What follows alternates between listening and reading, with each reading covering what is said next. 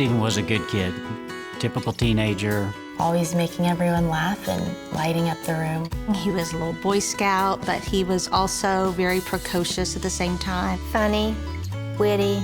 And faithful, I think, would be another one. Our second to oldest daughter, Christy, had just had her wisdom teeth taken out.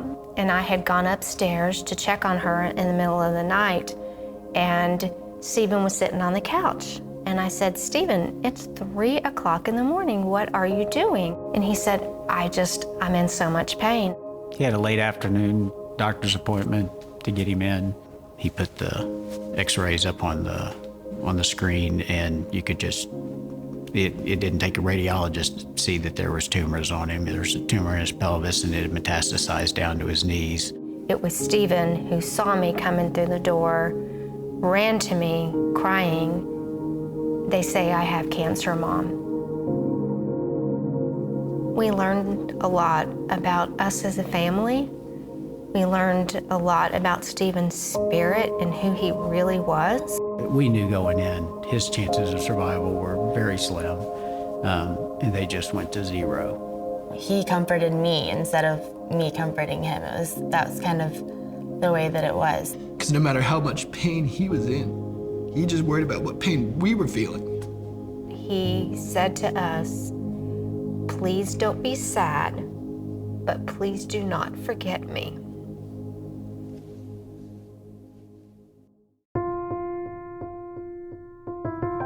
We had a dry erase board in the kitchen, and he put on the dry erase board in his handwriting the 2 items that he wanted his foundation to do. In the 16 months that he was going through his treatment, a lot of people did a lot of very nice things for him. He remembered it, he appreciated it, and he wanted to be able to do those same things for others. The mission was really twofold. It was obviously to help kids and their families whose lives have been afflicted with cancer, but he was very, very adamant about the fact that he wanted to help underprivileged kids get a Catholic education if that was something that was important to them and their families. Stephen's Foundation takes a specific interest in each family to say, what are your particular needs? How can we support you? How can we provide you with the opportunity to have that daily encounter with Jesus Christ that comes only in a Catholic school? We've just had this amazing opportunity to attend this school and really grow as, I think, people and have been able to experience this education in the best possible way that we have been able to. I'm a product of the foundation. They're the reason I got to go to Nolan. And through Nolan, I definitely found my vocation. And right now I'm at the seminary. I'm a seminarian, Holy Trinity Seminary, studying to be a priest for the Diocese of Fort Worth. The foundation helps people keep moving forward. When you're a recipient, as we were, at a time of adversity, it teaches you to live through adversity. We see the impact that this is having on young families. We see the impact this is having on kids that get out of the hospital. We're seeing the impact that it's having on keeping kids in school with their friends and out of a rough environment. The group that I have seen the most significant impact has been with those families who are on the bubble, who are working very hard to afford the necessities for their family.